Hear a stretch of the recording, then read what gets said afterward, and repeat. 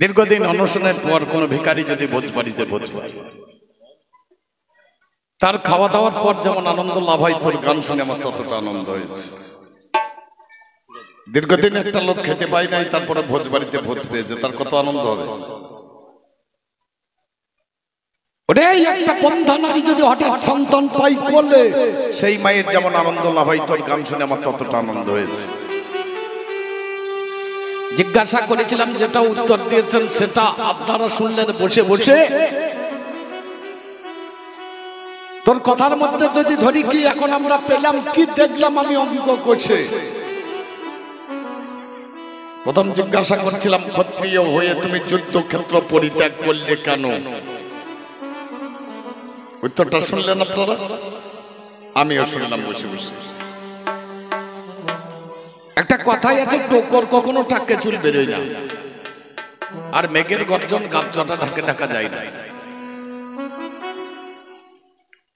আমাকে দেখে লক্ষ্য করছো আমি খারাপ মানুষ, আমি অর্জুনের রথের সারথি? একটা জিনিস ভেবে দেখেছো কোনোদিন, আমি যদি খারাপ মানুষ হতাম আমাকে লোকে পুজো করতো না? তাহলে তুমি ভালো মানুষ হলে দুর্যোধনের তো পূজা হতো। এইখানে দাঁড়িয়ে আলোচনা করছে, আমার মেয়েকে তোমার ছেলের সঙ্গে বিয়ে দিলে কেন? ওরে জন্ম মৃত্যু বিয়ে তিনি বিধাতা নিয়ে, ওটা ভগবানের হাত হয়। খুব লক্ষ্য করে দেখবেন, আমাদের যে ইন্দ্র রাজা, দেবতার রাজা ইন্দ্র, সে বিয়ে করেছিলেন একটা দানবের মেয়েকে, তার নাম ছিল শচী, কুলমা দৈত্যের কন্যা। তাহলে জন্ম হোক তথা তথা কর্ম হোক ভালো, একটা দানবের ঘরে একটা ভালো ভক্ত জন্ম নিতে পারে, নাম হচ্ছে প্রহ্লাদ।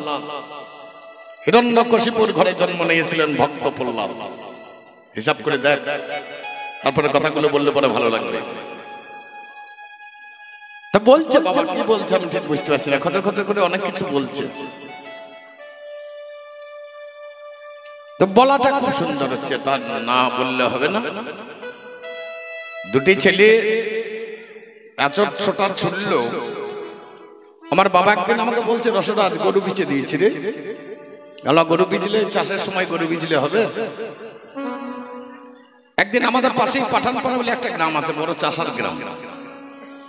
যে শুনতে পেলাম এক ব্যক্তি গরু বিজবে দিয়ে গেলাম, গরু দেখলাম, পছন্দ হয়ে গেল।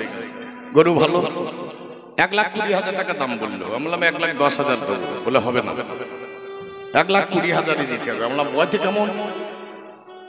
বলে নাঙ্গলের যেমন তেমন মইয়া আগুন। বাবারে এই গরু আর রাখা যাবে না। বাবাকে ফোন করে বললাম টাকা নিয়ে এসো, গরু পছন্দ হয়ে গেল। গরু নিয়ে চলে গেল। আমাদের ঘরে যে ছেলেটা কাজ করে, সে ছেলেটা লাঙ্গল জুড়েছে, লাঙ্গল দিয়েছে, দিয়ে মই জুড়েছে, আর গরু দুম করে শুনিয়েছে। মালিককে ফোন লাগালাম, হারে এত টাকা দিয়ে গরু কিনলাম, তুই বললে যে? বলে আমি তো ঠিকই বলেছি, লাঙ্গলে যেমন তখন মই আগুন, মই জুড়ে শুয়ে পড়বে, পেট তলায় আগুন না দিলে উঠবে না। আপনি উল্টো করে বুঝলে তো আর হবে না। ডাক্তারের কাছে গেলাম, ডাক্তার বললাম ডাক্তার সর্বনাশ হইল। বলে কি? 1,20,000 টাকা গেল। কি হয়েছে? বললাম গরু মই জুড়ে শুয়ে পড়ছে। বলে অসুবিধা নাই, আমি ঠিক করে দুটো ট্যাবলেট দিল। বলে প্রথম 500 দিয়ে দেখবি, যদি না হয় 1000 দিবি। ঠিক আছে। জ্যাকেটের পকেটে ভরিয়ে নিয়ে গরু দুটো নিয়ে মাঠে গেলাম। দেখলাম আমার বাড়িতে যে কাজ করে সে আসবে, সে আর পৌঁছায় না। বাবা বলছে, আরে গরু কি হবে? আমি নিজেই বলবো, আজ দেখি কি হবে। চাষা ছেলে তো বলছি। গরু জুড়ে দিলাম, গরু ভালো বইছে। চাষ করে দিলাম, চাষ করার পরে মই জুড়েছি। মই জুড়িছে আর দুম করে শুয়েছে গরু।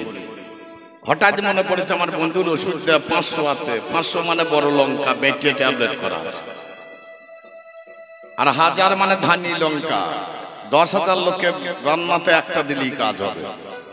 দুটো ট্যাবলেট 2 পকেটে ভরা।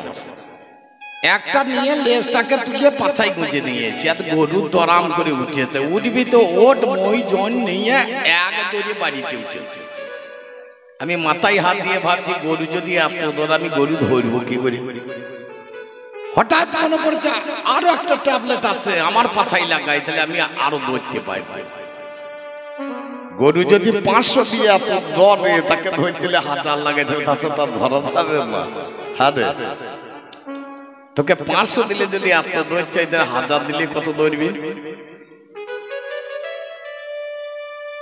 যেখানে দাঁড়িয়ে আছি ওইখানেই দাঁড়িয়ে আছি, সরবো না লড়বো না। বলছো খুব কথাগুলি, বিশ্ববধ, দ্রোণাচার্যবধ, কর্ণবধ, জয়দ্রথবধ, অভিমন্যুবধ। একটা কথাই উত্তর করে দিতে পারি, এক কথাই উত্তর, অত বেশি খাটার দরকার নাই। দেখবেন যারা উকিল তারা বদ বদ বদ বদ করে খুব বকে, কিন্তু যে হাকিম সে বকে সেই উপরে তক্তার উপরে চেয়ার আছে, তার উপরে টেবিল বসে আছে। যখনই দেখবেন বেশি বকা ঠকা হচ্ছে, হাতুড়ি করে ঠুকে দেবে, মুখে কথা বলে। কি বলে গো? অর্ডার অর্ডার, ঠুকে দিলে হাতুড়ি। এবার যখন রায় দেবে তখন সে রায় দেবে। তাই এক কথাই হইলে আমি দু কথাকে যাব না। আপনাদের গ্রামে এমন কোন গাছ আছে যে তাল গাছ তাকে জড়িয়ে বট গাছ আর পাকুর গাছ লেগে আছে? আছে? আচ্ছা মনে করেন আমার তাল গাছটা কাটতে হবে, তাহলে ওই গাছ দুটো বাঁচবে? বাঁচবে না, কারণ তাল গাছ কাটতে গেলে ওই গাছ দুটোকে আগে কাটতে হবে। কেন বলেন? জড়িয়ে ধরে আছে বলে এই গাছ দুটো আগে কাটা পড়বে। তাই অধর্মরূপী দুর্যোধনকে ভীষ্ম, দ্রোণাচার্য, কর্ণ এরা জড়িয়ে ধরেছিল, এদের দোষ নাই। এর জন্য আগে এরা কাটা পড়েছে, পরে তুমি কাটা পড়বে। তুমি পড়ো নয় পড়বে বলছো। দ্বিতীয় নম্বর জিজ্ঞেস করলাম, বলো জলের তলায় ডুবে থাকা যায় কি করে? আরে বাবা, যে দুর্যোধন সে জলের তলাতেই ডুবে থাকে, তার নাম হচ্ছে কাম। কাম ডুবে থাকে জলের তলায়, সে থাকে লবণ সাগরের জলে, এ ডুবেই থাকে। এর সোজা উত্তর হচ্ছে, একটা ছেলে যখন মায়ের গর্ভে থাকে জলের ভেতরেই তো থাকে। 10 মাস 10 দিন যে একটা বাচ্চা মায়ের গর্ভে থাকে, সে তো প্যাকেটের ভিতরে জলের ভেতরেই ডুবে থাকে, বেঁচে থাকে কি করে? খুব ভালো করে ভাবো, তাহলে বুঝতে পারবেন জিনিসটা। যা বললো ঠিক বলছে নাকি? যা বললো বেশ। আমার একটা পাঁচালি শোন, তাহলে তোর যা প্রশ্ন উত্তর হয়ে যাবে মনে হয়। এত খাটার দরকার নেই, এক পাঁচালিতে গান। ওরে কৃষ্ণ নামে কৃষ্ণ নামে কৃষ্ণ নামে আমাকে দেশে পাই না, আমাকে জোর করে কেউ কোনোদিন পাই নাই। আমাকে পেতে হইলে জোর করে নয়, জোর করে হয়, জোর করিয়ে নয়, জোর করে হয়। হাত জোর করিয়ে দাঁড়া, আমাকে পেতে হইলে জোর করিয়ে হবে না। আমি জাত তার বাড়ি যাই না, আমি জাত তার বাড়ি যাই, আমি জাত তার হাতে খাই না, আমি জাত আমি তার হাতে খাই, আমি জাত তার হাতে খাই না। আর সত্য কথাই, আমি কারো হাতে খাই না। সত্য বললাম, আমি কারো হাতেই খাই না। রান্না যে করবে করবে, আমার হাত আছে, আমি পরের হাতে খেতে যাবো নাকি? এর নাম কবি গান। ওরে কৃষ্ণ নামে পাগল হলো যারা,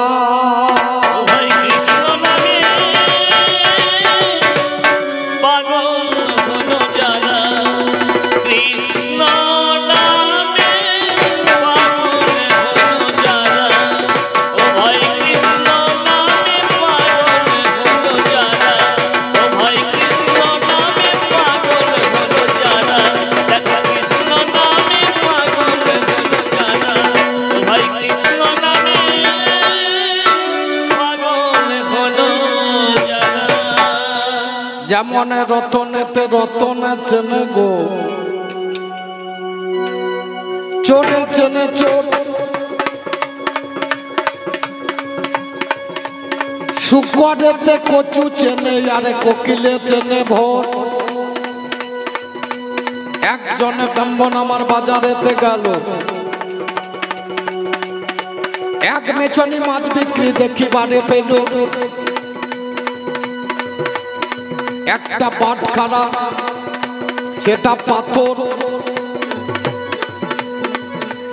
ব্রাহ্মণ বলে বাটখারাটাই আমার হাতে দিবে। মেছনি বলে মাছ বিক্রি বন্ধ হয়ে যাবে ঠাকুর মশাই, জানাই কথা সবই। বলে এই বাটখারাই তোর সব মাছ ওজন হবে? বলে সব। কেউ যদি 50 মাছে আমার কাছে নেয়, এই বাটখারাই দেখো ওজন হয়ে যায়। কেউ যদি 1 কেজি মাছ নেবে জানি, এই বাটখারাই ওজন হবে গুণমণি। বাটখারাটা ভালো, একই বাটখারাই 100 নিলেও হবে, 1 কিলো নিলেও হবে, 500 নিলেও হবে। ব্রাহ্মণ 1 সেট বাটখারা কিনে এনে দিয়েছে। বলে ভাবতে পাথরখানা হাতে তুলে দিয়েছে। এটা পাথর নয়, এটা শালগ্রাম শিলা। ব্রাহ্মণ মস্তকে ধারণ করে ঘরের মধ্যে গিয়ে ও বাবাদের সিংহাসনে দিয়েছে বসাই। প্রতিদিন পূজা করে। একদিনে ব্রাহ্মণকে স্বপ্ন দিচ্ছে, বলছে আমি মাছের গন্ধে ভালো ছিলাম রে, তোর বাড়িতে আমি ভালো নেই, আমাকে তুই মাছের গন্ধই দিয়ে আয়, আমি মেছনির কাছে ভালো ছিলাম। বলে ভগবান তোমাকে আমি সার করেছি, তো তোমাকে তো ছাড়তে পারি না। বলে দিয়ে আসবি না?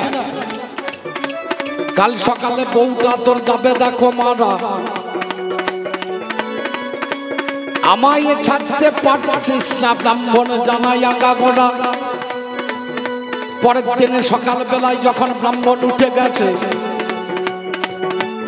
ব্রাহ্মণ তাকিয়ে দেখে বউটা মরে পড়ে আছে। আবার 10 দিনে পরে ব্রাহ্মণের কাছে কয়, ঘর খানা পুড়িয়ে যাবে তোরে গো জানা। বলে যা যা যাবে যা। ভগবান তোমাকে সার করেছে, তোমাকে ছাড়বে।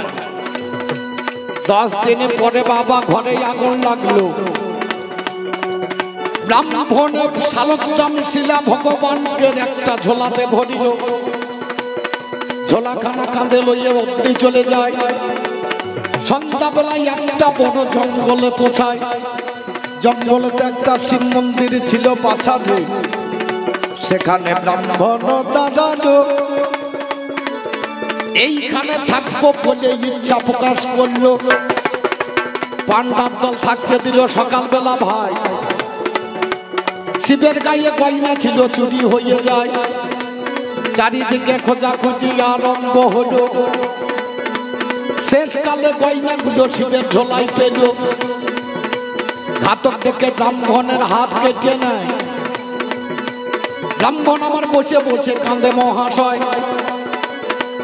কেউ আছো আমার মতো গো, ঝোলাখানা গলায় পড়িয়ে দেবে।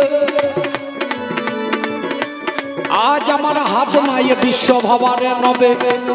একজনে কৃপা করিয়ে ঝোলাখানা ভাই গলার মাঝে পড়িয়ে দিল। জানেন মহাশয়, ব্রাহ্মণ আমার গলায় নিয়ে চলিতে লাগিল।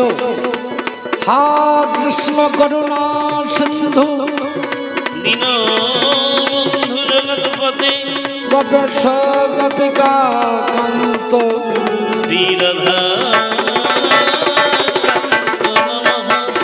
নম ব্রহ্মণ্য দেবায় ব্রহ্মণ্য হিতায় জগদ্ধিতায় শ্রীকৃষ্ণায় গোবিন্দা।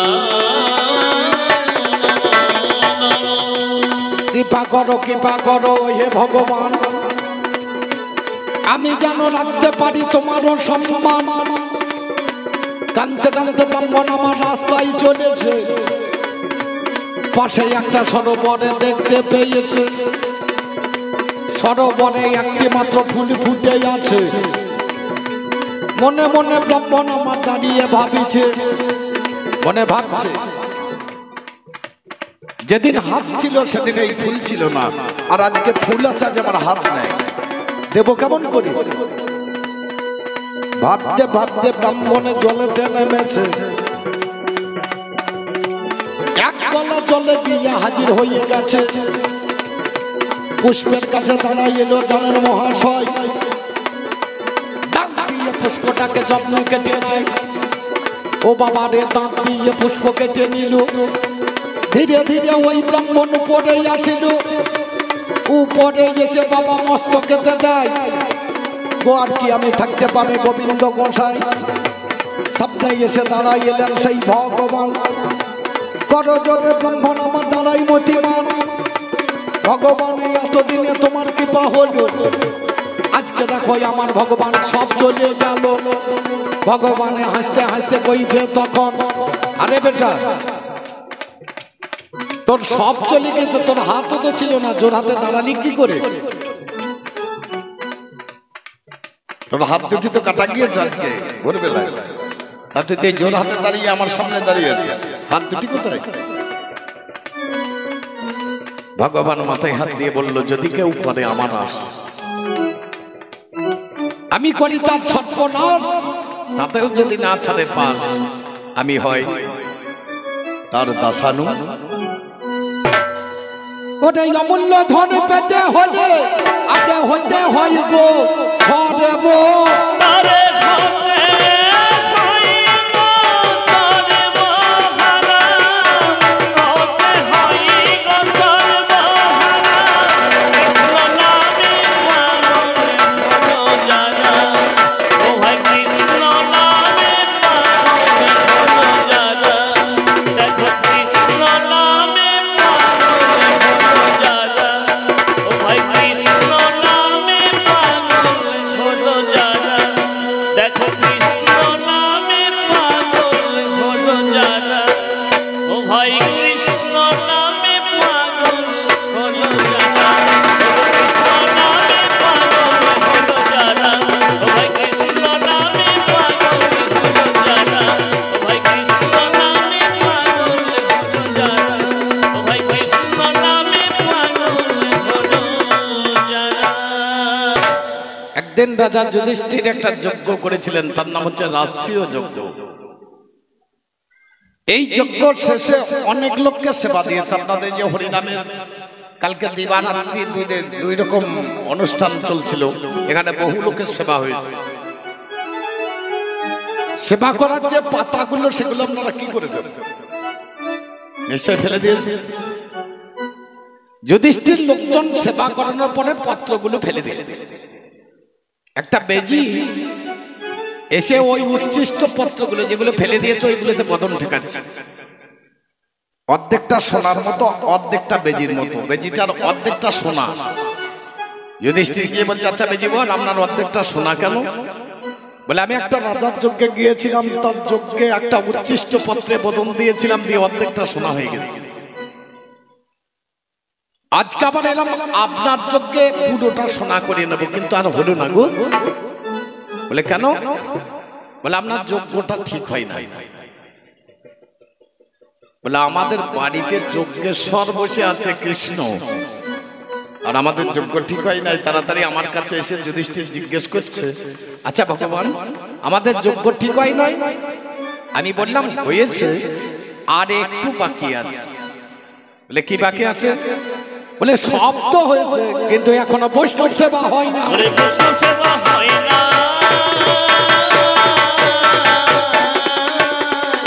সব হলো, এখনো বৈষ্ণব সেবা হয় না। যুধিষ্ঠির বলছে, কোথা পাবো বৈষ্ণব? অর্জুন গিয়ে বলছে, ভগবান বৈষ্ণব চিনবো কেমন করে? বৈষ্ণব চিনিতে না রে দেবেরও সকতি, দেবদারা চিনতে পারে না বৈষ্ণব, আমি চিনবো কি করে? নয়নতে ঝট্ট বাড়ি বদনেতে নাম, তাকেই জানিবে তুমি বৈষ্ণব প্রধান।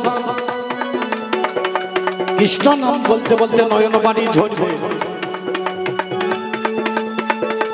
বৈষ্ণব বলে তাকে তুমি নেমন্তন্ন দেবে। এই বলে অর্জুন আমার বাড়ি হয়ে গেল। এক মুচি বনের কাছে গিয়ে যতনে দাঁড়ালো। এই মুচিটার নাম মহাভারতের দু রকম, একদিকে বলছে রোহিদাস মুচি, অন্যদিকে বলছে বাল্মীকি মুচি। দুটি নাম। কাছে গিয়ে দেখছে ঝরঝর করে নয়নে বাড়ি ঝরছে আর জুতো সেলাই করছে আর বদনে কৃষ্ণ নাম। অর্জুন দাঁড়িয়েছে বলছে বৈষ্ণব, বলে কে তুমি? বলে আমি তৃতীয় পাণ্ডব অর্জুন। কি জন্য? বলে আমার বাড়িতে আপনাকে একবার সেবা করতে যেতে হবে। বলে যাবো। তুমি যখন রাজার ছেলে, আমি যখন মুচির ছেলে, রাজার বাড়িতে খেতে পেলে যাবো না, তাই বললে হয়? যাবো, কিন্তু আমার একটা শর্ত আছে। বলে কি শর্ত? তুমিও তো আমার বাড়ির অতিথি। অতিথি মানে নারায়ণ। তাহলে তুমি আমার বাড়ির অতিথি, আমার বাড়িতে আগে সেবা করো। আমার বাড়িতে আগে সেবা করো।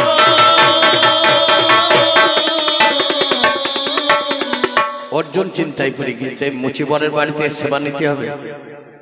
বলে এখানে তো হবে না, এটা আমার দোকান, চলো আমার ঘরে। বাড়িতে নিয়ে গেছে, নিয়ে গিয়ে একটা কাঁচা চামড়ার আসন পেতে দিয়েছে। এর বাড়িতে তো আর ভালো আসন নেই, একটা কাঁচা চামড়া পেতে দিয়েছে। অর্জুন বসতে গিয়ে কৃষ্ণ বলে নাকে হাত দিয়ে। আপনারা এখানে যতজন বসে আছেন কিসে বসে আছেন? কাঁচা চামড়া না পাকা চামড়া? গান শুনলেই তো হবে না, গান করলেই হবে না, মানুষকে কিছু দিতে হবে। ওমা, তোমরা কিসে বসে আছো? মধুকৈটবের মধ্যে থেকেই মেদিনীর জন্ম হয়েছে। আজ পর্যন্ত কোন ব্রাহ্মণ যদি যজ্ঞ করে বালি পেতে দেবে, তার উপরে কাঠ, তার উপরে আগুন। কেন? মধুকৈটবের চামড়া পুড়িয়ে যাবে। তাহলে আপনারা বসেছেন কিসে? সবাই আমরা কাঁচা চামড়ার আসনে বসে থাকি, কিন্তু বুঝতে পারি না। অর্জুন কিছুক্ষণ বসে থাকার পরে ওই বাল্মীকি মুচি বলছে, অর্জুন সেবা করতে হলে একটু স্নান করবে না? বলে কোথা করবো? বলে আমাদের পুকুর আছে, মুচির পুকুর। তাড়াতাড়ি অর্জুনকে নিয়ে গিয়ে পুকুরটা দেখিয়ে দিয়ে বাল্মীকি মুচি ঘরে চলে এসে অর্জুন তাকিয়ে দেখছে শুধুই চামড়া ভিজে নাই, ভিজে আছে। মুচির পুকুর আর কি হবে, চামড়াই যে ভিজে থাকবে। অর্জুন দাঁড়িয়ে দাঁড়িয়ে চিন্তা করছে কি করা যাবে, কি করে স্নান করবো, শুধুই তো চামড়া ভিজে আছে। লাভ মেরে নেমে পড়েছে জলে, জয় কৃষ্ণ বলে লাভ মেরে দিয়ে জলে ডুবেছে। চোখ খুলে দেখছে 33 কোটি দেবতা ওই পুকুরের জলের তলায় বাস করে। আপনারা ওই পুকুরে কোনোদিন স্নান করেছেন? যে পুকুরের চামড়া ছাড়া কিছু নাই, ও পুকুরে শুধু চামড়াই ভিজে আছে। আমরা যত পুরুষ জাতি সব চামড়া ভেজানো পুকুরেই স্নান করি। স্নান করতে যাই, স্নান করি, কিন্তু চোখ খোলার ক্ষমতা থাকে না। চোখটা খুলতে পারলি গোবিন্দ দর্শন হতো, পারলাম না গো। এর থেকে বাবার খুলে বলা যাবে না। এর থেকে যদি নিতে হয় তাহলে একটু সাধুগুরু বৈষ্ণব আশ্রয় করতে হবে। এত দূর পর্যন্ত আমি বলতে নামে যার অভিরুচি, অসুচি হয় রে সুচি, ছিল বাল্মীকি মুচি বৈষ্ণবের বিশেষ।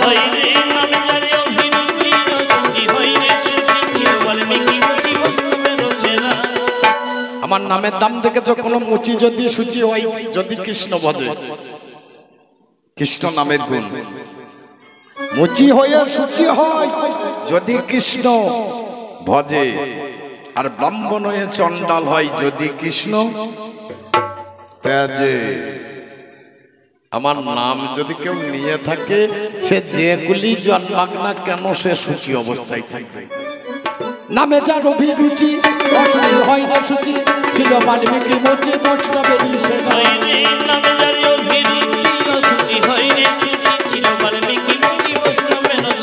ও তার চরণ ধরে করে সবার স্বয়ং পান্ডব।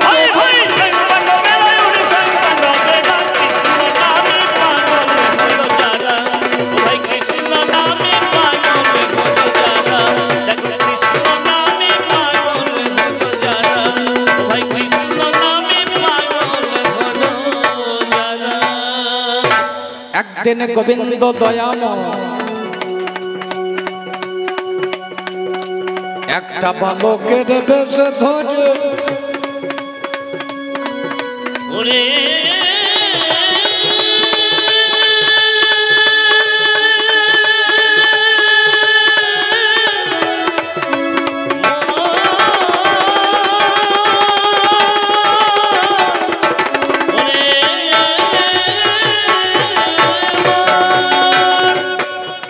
তারা করে গিয়ে দাঁড়িয়েছে ধরা মায়ের দুয়ারে।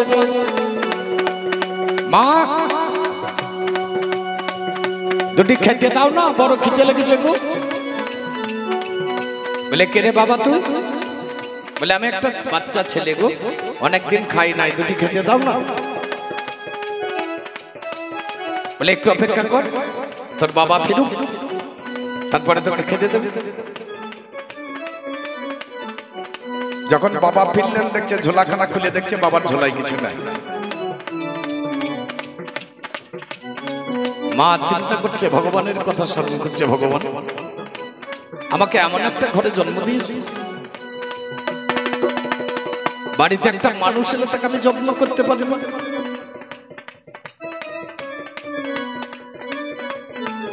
এ জন্ম নেওয়ার থেকে না নেওয়া ভালো ছিল। মা আমার ঝোলাখানা কাঁদেতে লাগায়, বের হইয়া গেলে সেদিন জানি গো ভিক্ষায়। এ বাড়ি সে বাড়ি করে অনেক বাড়ি গেল, মা জননী কারো কাছে ভিক্ষা নাহি পেল। শেষকালে মনে মনে ভাবছে প্রাণে আর দরকার কি আছে, এ জীবন আর আশা নাই,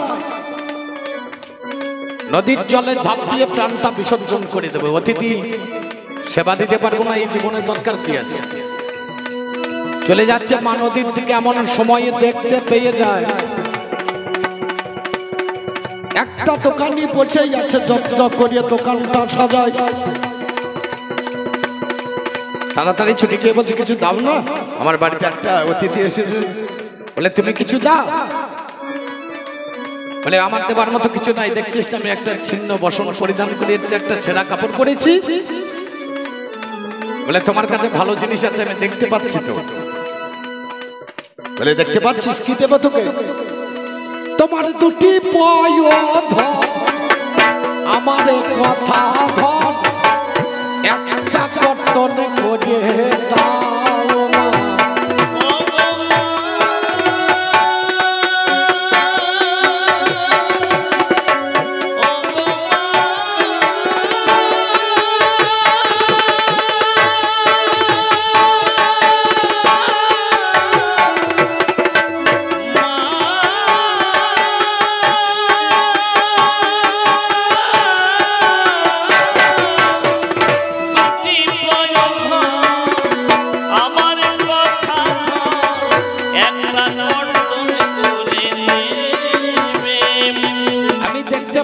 তোমার বক্ষের মাঝখানে দুটি পয়োধর আছে,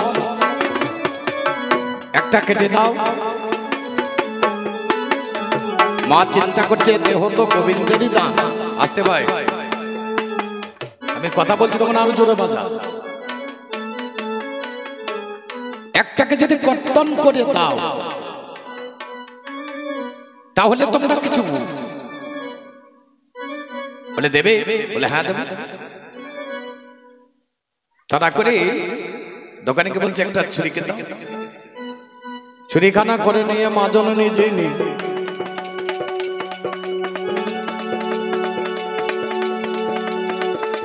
বাম দিকের স্তনখানা কেটে নিলেন তিনি, একটা পত্রের উপরে চাপাইয়ে সেজন্য ছেলের হাতে দেয়। বাবা রে,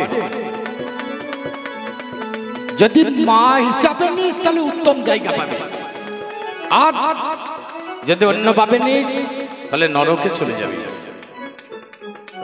কেটে যখনই হাতে তুলে দিয়েছেন থরথর করে কাঁপছে, ভোলা না এটা অন্য কেউ নয়, শিব। বলে মা এটা তো আমি চাই না, তুমি সর্বনাশ করে দিলে, মাথার উপরে যাবে। আজকে শুধু নেব না, এই মাথাটা আমি ধরে নিলাম, যতদিন চন্দ্র সূর্য পৃথিবী থাকবে তোমার এই জিনিস আমার মাথার উপরেই থাকবে। সঙ্গে সঙ্গে স্তনমাণ্ডটি নিয়ে মৃত্তিকার মধ্যে স্থাপন করে দিলেন, ত্রিশূল দিয়ে গর্ত করে মৃত্তিকার মধ্যে পতিত করে দিলেন, পুঁতে দিলেন।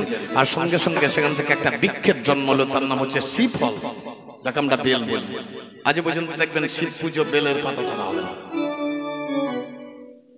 এই বেলপাতা শিবের মাথায় এক পাতা চাপিয়ে দেন, শিব সন্তুষ্ট। ওই দিন থেকে শুরু হয়ে আছে বাড়ি ফিরে এসে চাল ডাল নিয়ে রন্ধন করে ছেলেটাকে বসে বসে, বাবা এবার সেবা করো। সেবা করতে ছেলেই আমার বসে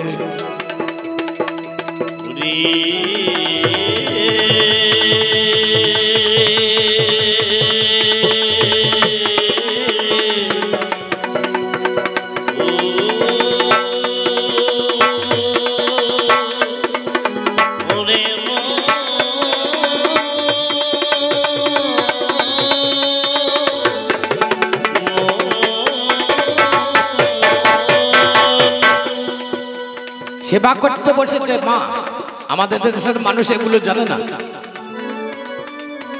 নদীয়ার দিকে যখন যাবে তখন মায়েদের কাছে এগুলো শিখতে হবে।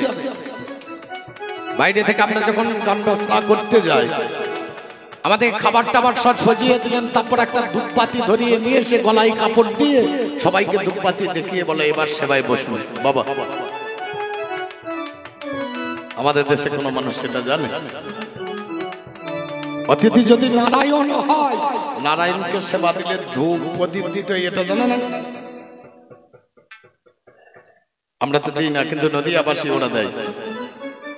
আজ আমরা প্রোগ্রাম করতে গিয়ে দেখি আমাদেরকে সবকিছু দেওয়ার পরে মা এসে প্রদীপ ধূপ নিয়ে আমাদের বদনের গোড়ায় দেখি, প্রভু এবার সেবা। আমরা পারি, আমাদের দেশের মানুষকে আমরা এত বলে শেখাতে পারি। যখনই উঠতে গিয়েছে বক্ষটা পত্র দিয়ে বাঁধা ছিল, পাতা দিয়ে বাঁধা ছিল, একটা পাতা ফেটে গিয়ে রক্ত ঝরে গিয়ে লাফিয়ে উঠে পড়েছে। আর খাবো না। বলে কেন বাবা? আমি আর সেবা নেব না তোমার বাড়িতে। কেন রে?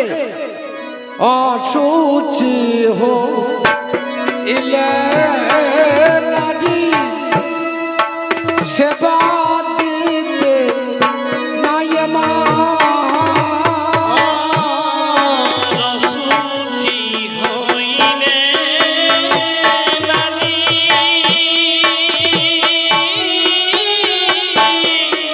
খাবার দিতে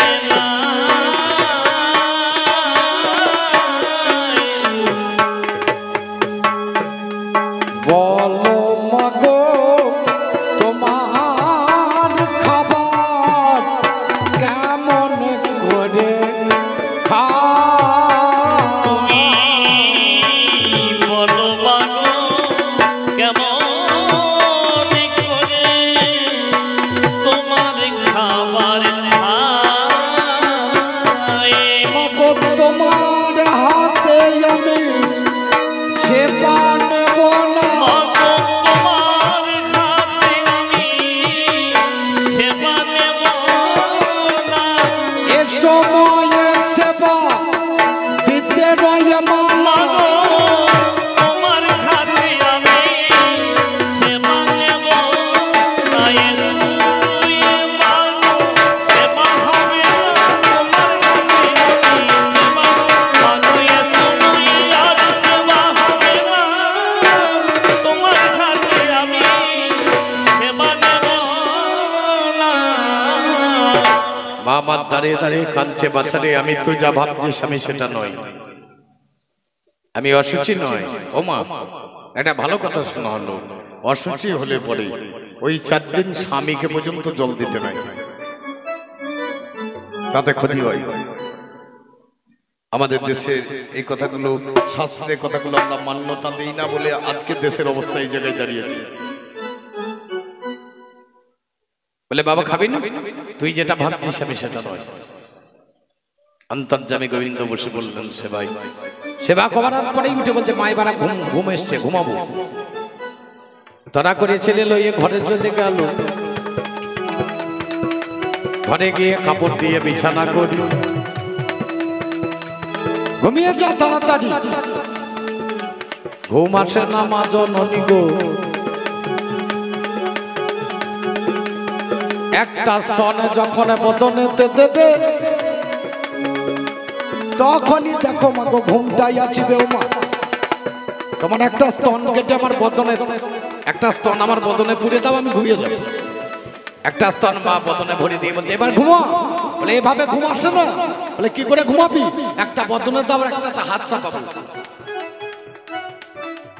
ভগবান যেটা করবে জগৎ সেটা করবে। আজ পর্যন্ত ছেলেদেরকে লক্ষ্য করে দেখবেন একটা খাবেন একটা হাত চাপে থাকে, তাহলে ভগবানের কার্যটাই কার্য। আগলা বাবা জমিতে ছিটিয়ে দিয়ে তাতে ধান হয় না, হবে তাতে অঙ্কুর গজাবে। দক্ষিণে ধরা মাতা, দক্ষিণে ধরা মাতা, নাই প্রেমে আবিলতা, ভগবান মুইয়া মাথা নিচে দিলেন ধরা।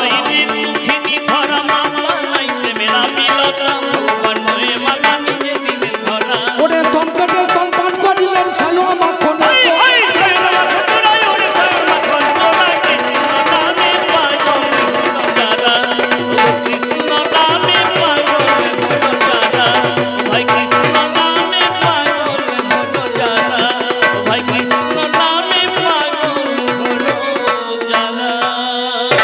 চক্রধারী ভগবান শ্রীকৃষ্ণ এলো কুরুক্ষেত্র পরে, একটা রথের উপরে চাপলেন কৃষ্ণ জানেন শুধু বলে। রথে ছিল 4টি ঘোড়া,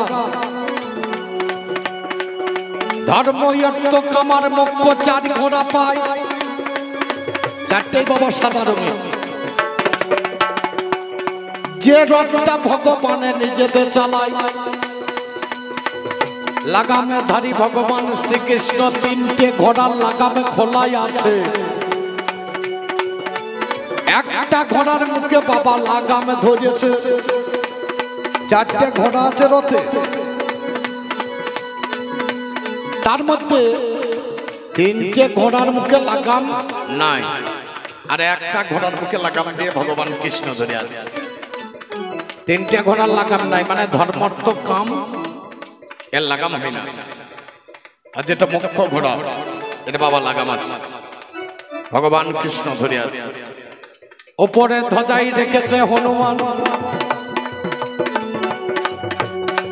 পিছনে অর্জুন, গান্ডি ধনু ধরেছে বাবা, ধরেছে ধনুর্গুণ। 1 দিনে 2 দিনে 3 দিনে 4 দিনে কত হয়ে গেল, 10 দিনে দিনে ভীষ্ম বাবা সরসজ্জা নিল। এইখানে জিজ্ঞাসা, বলে ভীষ্ম তো ভালো মানুষ, এর সরসজ্জা কেন ভালো? আচ্ছা একটা কথা বলেন তো, আমি যে পুকুরের ধারে যাব না, যে পুকুরে জল খাবো না, সে পুকুরের ধারে যাব না নাকি? কথাটা ঠিক তো। আমি যে পুকুরের জল খাবো না, সে পুকুরের ধারে যাব না। ছোটবেলা থেকে বলছে আমি মেয়ে বিয়ে করবো না, আমি বিয়ে করবো না, আমি মেয়ে নেবো না সঙ্গে, আর তোর আবার মেয়ে চুরি করতে যাবার দরকার? ভালো করে ভাবতে হবে কথাগুলো। এই বিশ্বদেব কাশীরাজের ঘরে বাবা 3 কন্যা ছিল, অম্বা, অম্বিকা, অম্বালিকা ভালো। 3 কন্যা স্বয়ংবরে চুরি করিয়ে নাই। বিশ্বদেব সেদিন আমার ফিরে আসে ভাই, ঘরের মধ্যে এসে বিশ্ব ভাইয়ের কারণ বিবাহ দিতে গেলেন জানাই নিবেদন। বিবাহ দিতে গেল তা তো হলো না, 2 জনে বিয়ে করে 1 জন করে না। যার নামে অম্বাসতী কোন কর্ম করলো,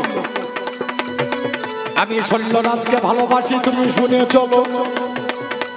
সঙ্গে সঙ্গে শল্যরাজার কাছে নিয়ে যায়, শল্যরাজ যায়, আর বাবা গ্রহণ করে নাই। ওরে ভীষ্মের উচ্ছিষ্ট গ্রহণ তো করবো না। এই কথাটা শুনলো তখন ভীষ্ম বাবা শোনা, বলে বেঁধে নিয়ে আসো শল্যরাজকে। অম্বা গিয়ে বলছো শল্যরাজের মুখে আমি পদাঘাত করি, ওকে আমি বিবাহ করব না। একমাত্র বিবাহ যদি করতে হয় তোমাকেই করবো।